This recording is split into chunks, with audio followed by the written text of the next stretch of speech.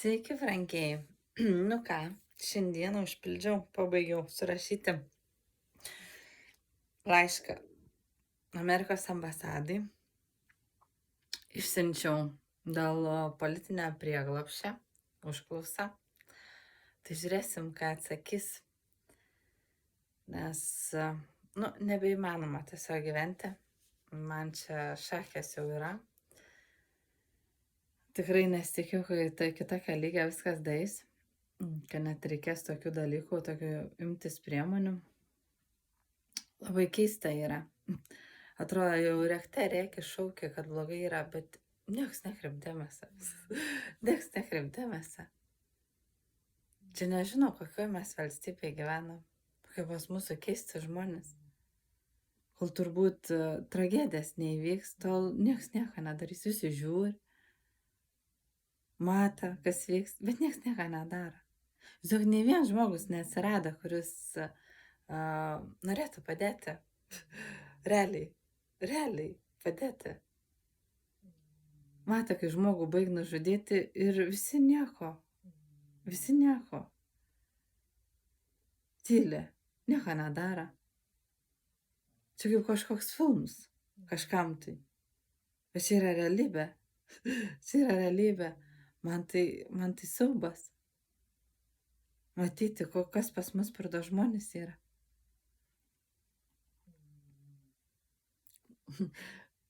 Negali,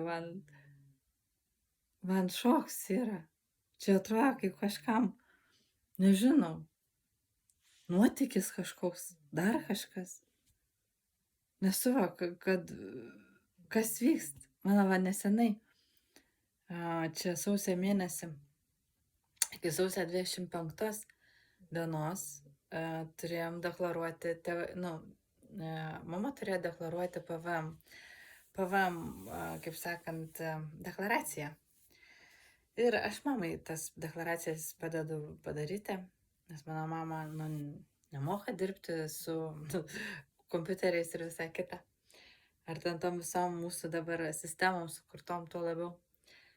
Tai, žodžiu, aš pradėjau daryti tą deklaraciją ir nebaigiau, nes buvo pas mus namuose kratas. Atsimenat, dėl komentaro, dėl Čarlio Kirko nužudimo amerikiečio, kur piktinausi to nužudimu. Kas padarė, kokios ten politinės jėgas ir kokie asmenys. Tai aš gavau ikiteisminį tyrimą, man yra pradėtas.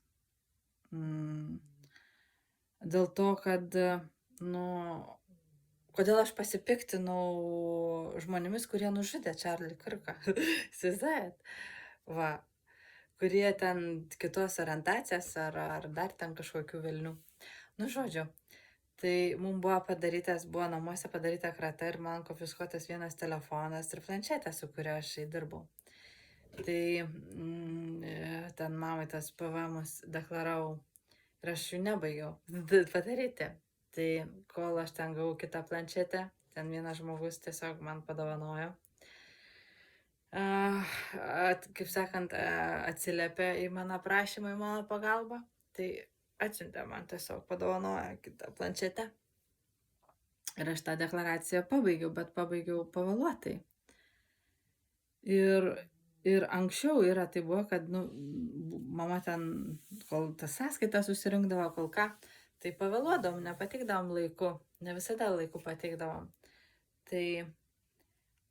Tai būdavo laišką įspėjama, kokį parašydavo, ar ten paskambindavo, ir ten gal koks mėnuo užtrukdavo, ir nieko tokio neatsitikdavo, kaip sakant, pateikdavom pavėluotai, bet pateikdavom ir nieks nieko ten nedarydavo. O dabar mokesčių inspekcija, be jokio įspėjimo, tik atsiuntė laišką, kad jūs esate išregistruoti iš PVM mokėtojų sąrašų. Įsivaizduoju, kaip dirba, chebra, kaip mūsų valdžia dirba, kokiu mastu susidarojimus vyksta. Atėm daiktus, atėm viską, neleidžia deklaruoti ir tave apkaltint, kad tu pavėlavai ir tave išdeklaravo iš PVM mokėtojų. Tai vis tiek aš šiaip padeklaravau tenais ir dar toks įdomus, kada PVM būn, tarkim, nesvarbu, mokėtinas ar gražintinas. Nu, va įdomu, va čia šitoj vietai. Jeigu, pavyzdžiui, gražintinas, tai jeigu mes nesikreipiam, kad susigražint PVM, tai nieks negražin. Bet jeigu yra mokėtinas, anksčiau tai irgi nieks nereikalaudavo tenais sumokėti, nes būna viens pusmetis kartais gražintinas, kartais mokėtinas ir po antro pusmečio ten eina susilygina. Dažniausiai nereikalauja. O dabar buvo mokėtinas, tai nepalaukia visą terminą, paėmė mokesčių VMI nurašė nuo sąskaitos be jokio įspėjimo tą sumą. Nu, ta prasme, tai va tokie dalykai. Va, tokie pasikeitimai vyksta. Anksčiau, tai, tarkim, va, dabar šitas pusmetis, ir šitas būna daug pirkimų labai, tai būna jau gražintinas PVM-as, tai jisai susilygina po ten Liepos deklaracijas.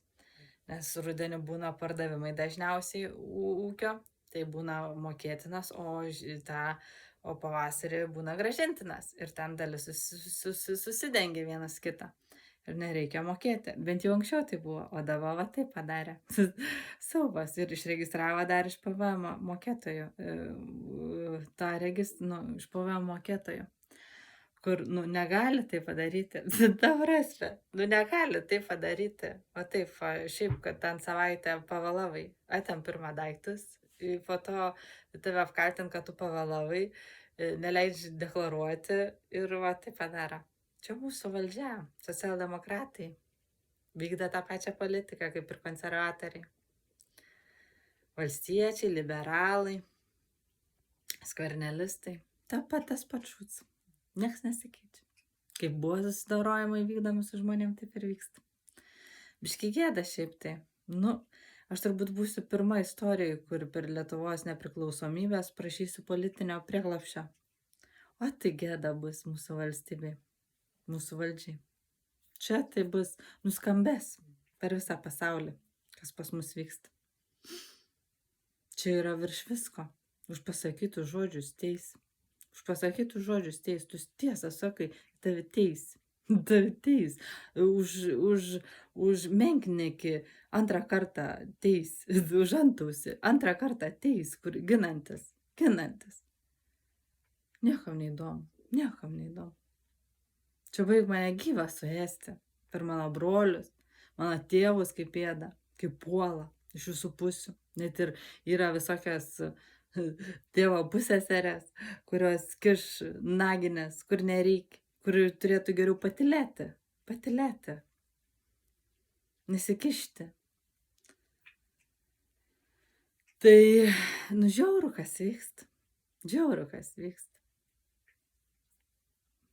Man toks žmonių abejingums, man nesuvokiams. Iš vis, kas tiem žmonėm negerai yra.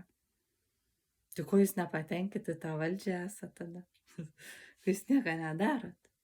Žmonės nenusipelnė tos geresnės valdžios, nes jie nieko nedaro, tie žmonės.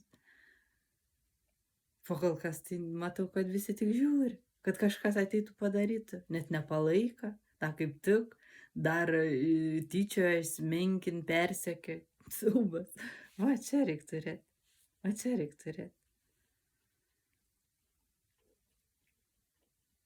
Susidurti su tokia mafija, kuri per teisėsaugą, per visas institucijas, gal žmonės nėra susidūrę su tuo.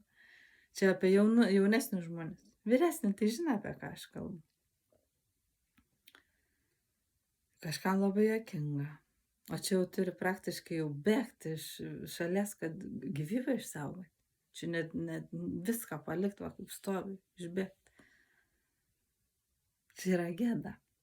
Visai valstybė ir tautai. Juk kiek žmonių yra taip išvyti, kiek yra nužudytų, kiek yra į kalėjimus susodintų.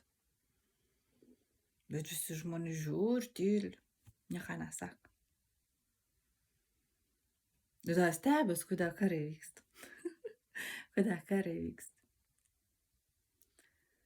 Apgailėtina ir tek. Žmonės dėl savo abejingumo ir baimių Jie kentės visi. Kentės. Štai ką matą žmogų linčiuoja, gal ant kryžiaus gyva moda der ir nieks nieko nedaro. Nieks nieko nedaro. Žiauru. Tikrai žiauru. Ir nešneku, kas šeimose vyksta. Kas šeimoje vyksta. Tai turbūt bus didžiausia šventė, kada manęs nebeliks, kada aš jau po žemę gulėsiu. Didžiausia šventė kažkam. Kitokia lyja žmonės yra degradavę. Savo artimų žmonės žudo. Dėl žemių kažkokių. Ir daugiau stebės, kai jie verkia, jiem nesisek gyvenims.